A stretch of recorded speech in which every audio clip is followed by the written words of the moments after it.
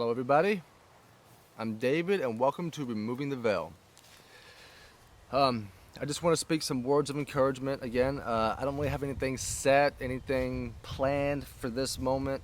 I don't really have any scriptures to read right now. This is just strictly me wanting to bring a heart to heart to you guys out there. Um, I know that there are a lot of things going on out here right now. A lot of deaths. The death toll with this pandemic, this coronavirus, seems to grow quite, every minute, every day. We know that people are just dying constantly by this. And I actually had a friend of mine post something on Facebook that was about the death tolls and how that person feels personally affected by this. I mean, just really heartbroken, and out of out of his brokenness, he says, does anybody else care about this? Is this affecting anybody else? And I believe it is. I believe it does. We all should be affected by the idea that people are just dying, you know. But we can't forget that there's people out there who die right now uh, that's not even affected by the pandemic. That's not affected by the coronavirus. They're dying for other reasons. Old age, murder, of other violent acts, whatever. It's just other sicknesses, the flu, uh, diabetes, heart failure. I mean, people are they're dying for multiple different reasons. People overseas dying for their faith. And we can't forget that either. I think the difference is that here in America, personally, we are taking this more to heart than we would any other thing, because it's affecting us at home.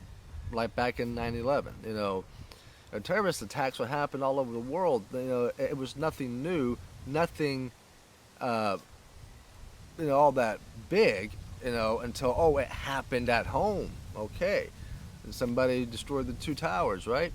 Well, same with this pandemic. It has awakened us to something.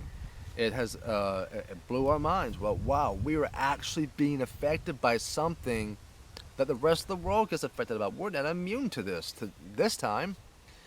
And for whatever reason you believe this pandemic has caused, like I said last time, I have my own personal views. I'm not going to speak them out right now.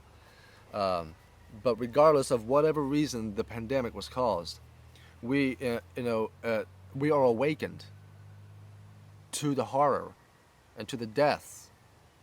But let us also be awakened to the positives that's happening in this. People are waking up. People are seeing something. People are caring about something other than themselves for once. We are getting off our privileged butts and going, wow, we gotta do something, and good, let's not forget that, it takes chaos to move people. It takes bad things to happen for us to grow. If everything stayed good all the time, and we get comfortable as America, we get comfortable quite often in our own lives, in our own world, in our own nation, in our own states, in our own towns, in our own homes.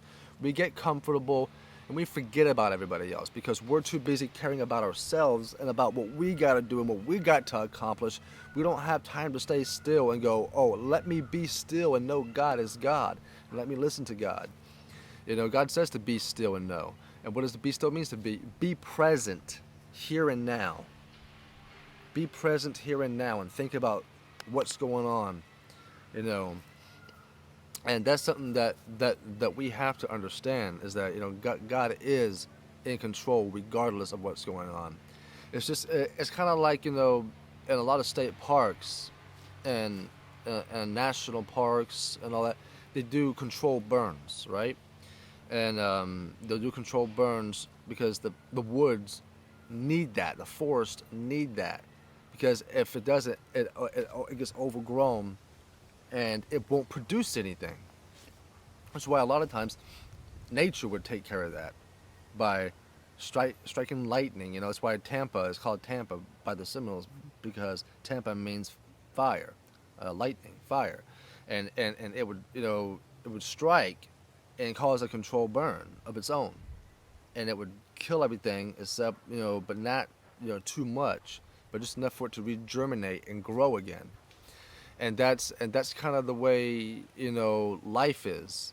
Fire comes and it burns us, and it burns out all the unnecessary crap in our lives, unnecessary selves within our lives.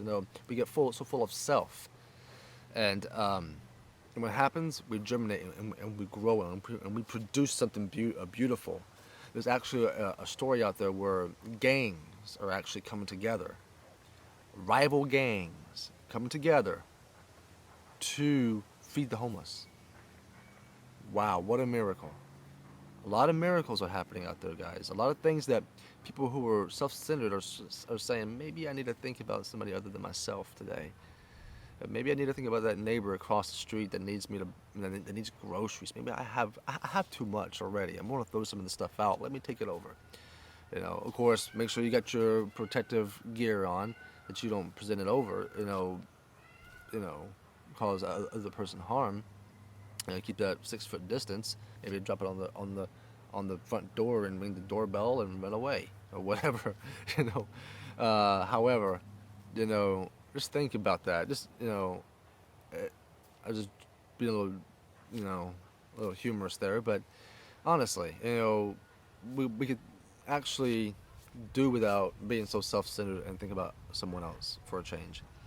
And so God bless you guys. Thank you for watching. I hope this blessed you. Like I said, this is just a heart-to-heart. Nothing real spiritual, but yet again, it is. So be blessed and thank you.